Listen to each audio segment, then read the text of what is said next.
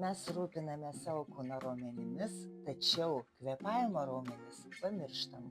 Visai neseniai atradau įkvėpimo raumenų treniruoklius, kuriais prekiauja deguonies sistemos. Power Brief treniruokliai yra skirti žmonėm, kurie gyvena aktyvų gyvenimo būdą, daug sportuoja, leidžia laisvalaikį gamtoje, mėgsta važinėti riedučiais, dviračiu, bėgioti.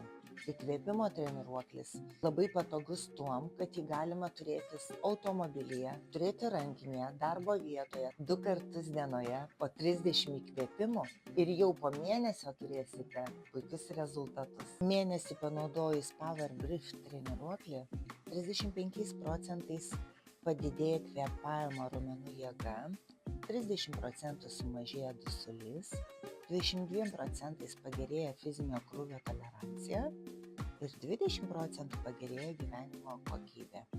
Deguonies sistemos turi įvairiausių aparatų, tinkančių ir sveikiem, ir sergantiems žmonėms.